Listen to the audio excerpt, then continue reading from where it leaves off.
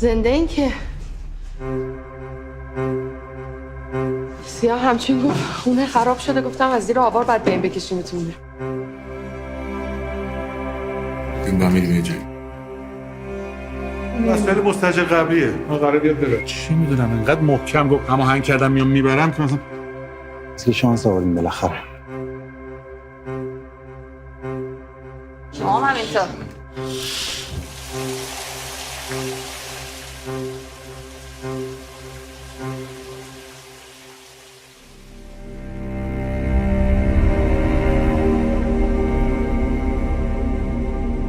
رانا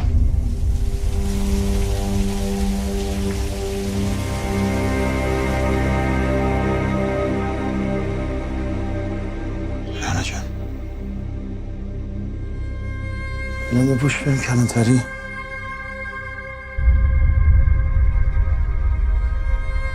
والا ما نمیدونیم چی شد. یه مرتبه دیدیم از بالا صدای داد و جیغ اومد.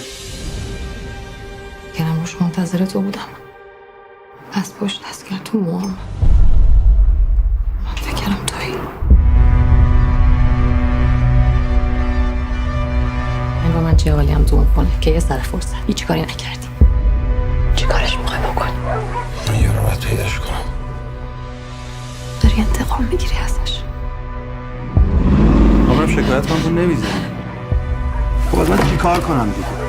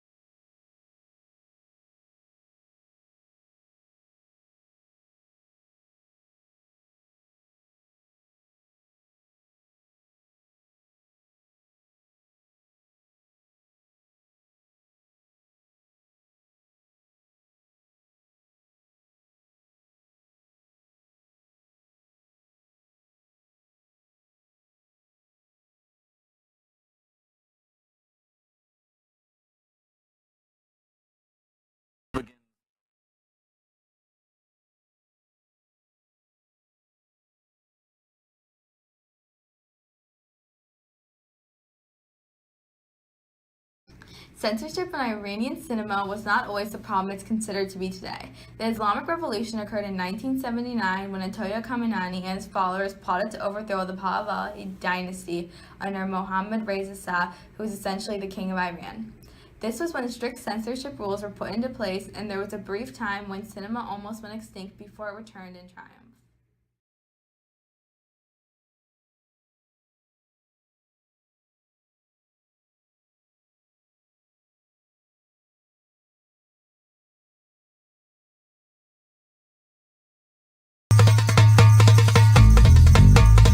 To understand Iranian cinema, you have to understand the recent history of Iran itself.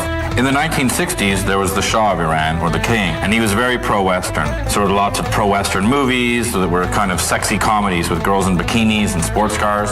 Then came the Islamic Revolution in 1979, led by the Ayatollah Khomeini, the one everybody knows about. He came along, and then they burnt cinemas as symbols of Western decadence. Cinema was actually outlawed for a while. Then they took over the American embassy and there was a hostage crisis, so movies became filled with propaganda against the West. After that, there was the Iran-Iraq War, and the Americans backed the Iraqis to attack Iran, which became the 8th bloodiest war in history. So lots of war films, lots of anti-Iraqi films, and lots of anti-Western films were made. Then, as the war ended, there were all these film crews around, so they started making movies. And this begins a renaissance in Iranian cinema. And despite all the restrictions and censorship and propaganda, these amazingly creative films were sneaking out of Iran and getting critically acclaimed. And then in 1997, the world really sat up and took notice when A Taste of Cherry won the Palme d'Or in Cannes. and its director, Abbas Kiarostami, became a worldwide figure in film. Since then, you always see Iranian films at the film festivals, and their content has become much more critical, dealing with things that were taboo before, like women, fucked up war veterans, Afghan refugees, and the poor.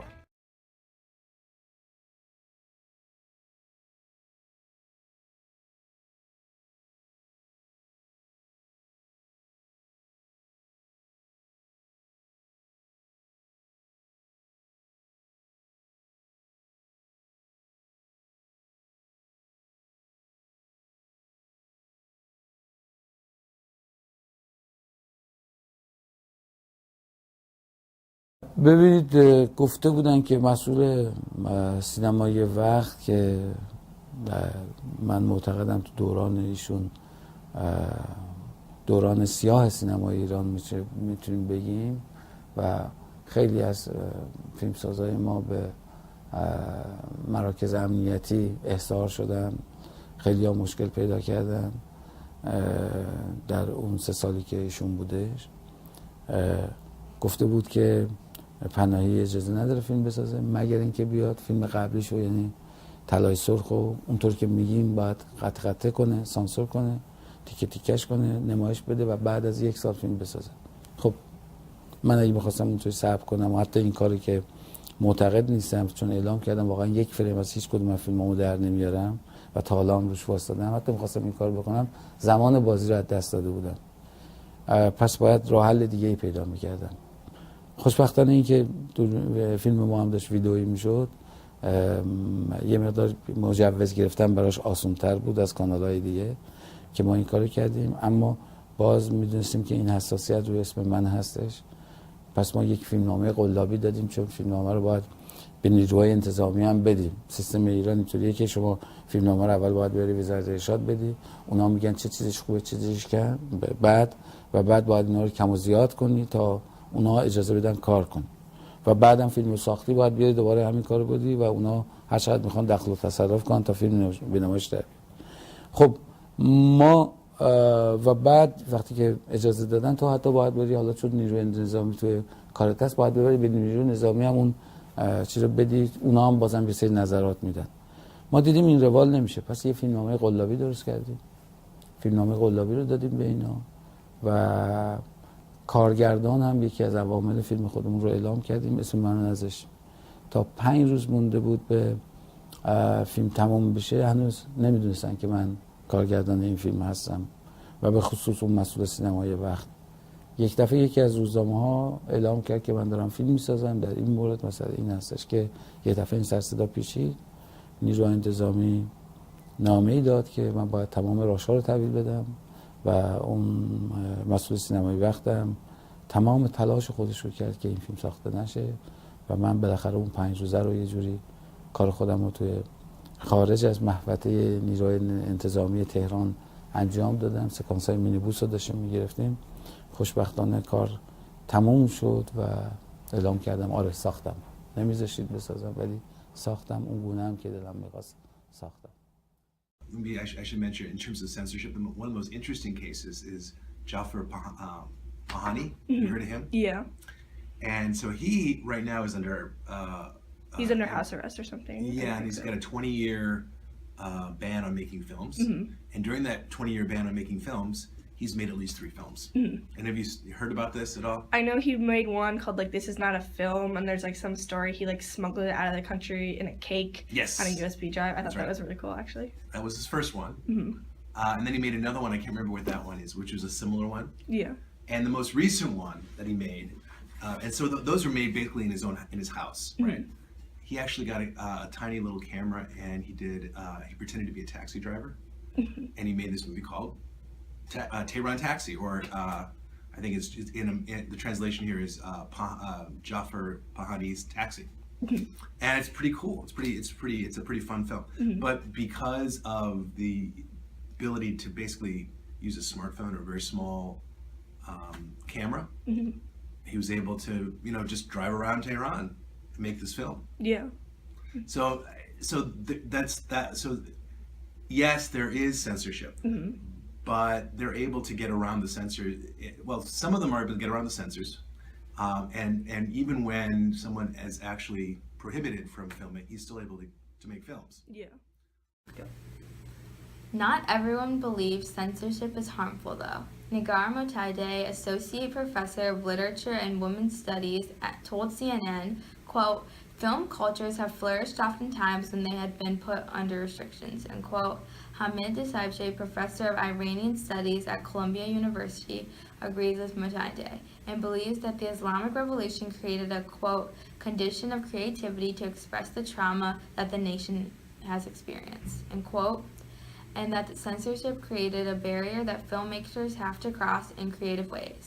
Perhaps there is something to be said about censorship not having the detrimental effect it is made out to be. The film industry is very prolific, producing almost 100 features per year, and as we can see, the content of the films is of very high quality. And sometimes I think we ourselves doesn't know that there is censorship within us. But the situation with filmmakers like Jafar Panahi has become quite dire. Is it possible to continue making films in such an environment in Iran? If some filmmaker come from outside of Iran and wants to make a movie inside of Iran, I think it's impossible for them. But if you're born in Iran, you go to school to Iran, you grow up to Iran, then you know, and you will create your own language to make movie, even with this type of situation. I don't want to say because we have some type of censorship in some of our movies get selected in different festivals. But I think that censorship with that type of pressure gave us ability to create a new language for us to talk in cinema. Directors have gotten crafty as how to relay their messages in their films. Through figurative language mechanisms such as metaphors and symbolism, somewhat controversial themes in films are allowed to slip past government censors.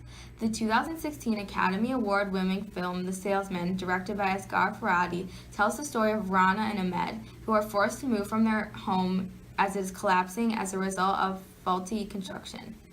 They rent an apartment previously owned by a prostitute, and her clients continue to show up, creating problems for Rana and Ahmed.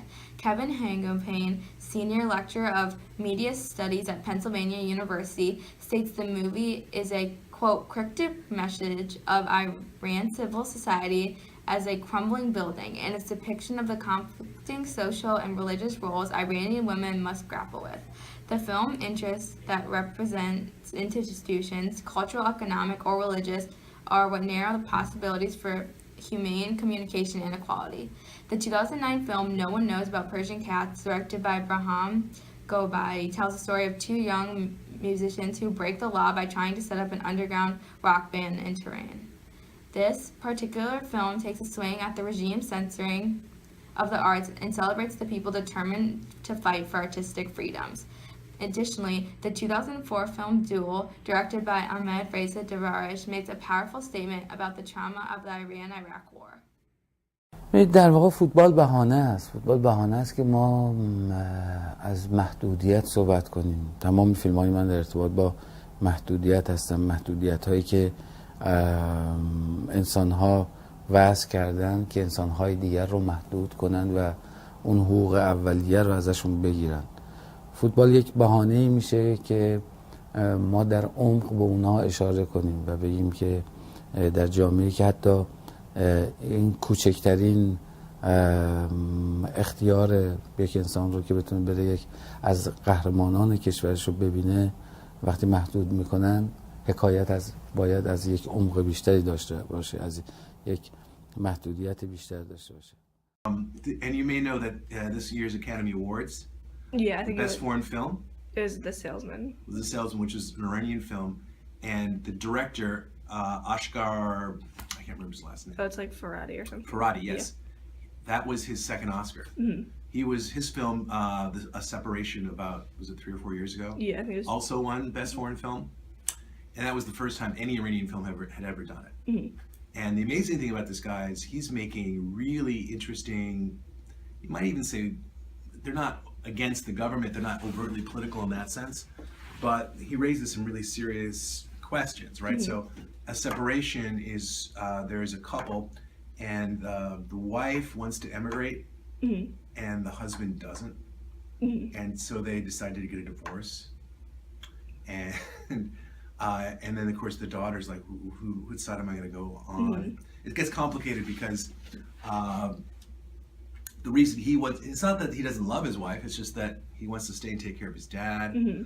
And there's also this class thing because there's a woman who takes care of his dad, and they come home one day and it looks like this woman has abandoned the dad, who collapses and looks like he's almost going to die, but he doesn't die. But then they want to take her to anyway. It's complicated. At one point, when she comes back, he gets mad and he pushes her down the stairs. It looks like she might have lost her baby because of that. And anyway, it's all this kind of class, and the people who are the servants are more religious. The family is middle class and more secular, and so there's a lot. It opens up a lot of interesting things in Iranian society by this film. And yet, this film was not censored. It was actually, in order to win an Academy Award, you have to have the support of your government. So the Iranian government, not only did they not censor it, they supported it for the Academy Award, which doesn't always happen, right? Yeah. And they did it twice for his film. So he's able to do this. Censorship aside, making a film is still a difficult task. Even in America, where films have multi-million-dollar budgets, fancy equipment, and studio space, it takes a lot of people and a long time to create a film. And in Iran, where filming can be very dangerous and technology isn't as advanced, the level of films being produced is quite extraordinary. ایران داره یک سینمای خاصه، سینمایی که با تمام دنیا تفاوت داره، حرف خودش رو میزنه، شرایط خودش رو داره، المان‌های خودش رو داره و به لحاظ شاید ما از لحاظ حالا بگیم صنعت سینما یه ذره عقب‌تر هستیم به دلیل حالا محدودیتایی که برای ما ایجاد کردن، شاید سری از تکنولوژی نرسیدیم به اون کاری که دارن حتی تو هالیوود جای دیگه انجام میدن، ولی من فکر می‌کنم این صدمه به معنای فیلم نزده. یعنی فیلم خوب میشه ساخت بدون اونها. تفاوت بین سینمای ما با سینمای هالیووده. من فکر می‌کنم که شاید این مقایسه کاملا مقایسه غلطی باشه. امکانات و شرایط و بودجه‌ای که هالیوود داره قطعاً ما نداریم، ولی حرفایی که ما میزنیم فکر میکنم خیلی گنده‌تر از حرفای هالیوود. این تفاوت در مفاهیمه. به هر حال همه جای دنیا برای خودش سینما داره، ولی سینمای بعد از انقلاب ما بسیار سینمای مفهومی شده.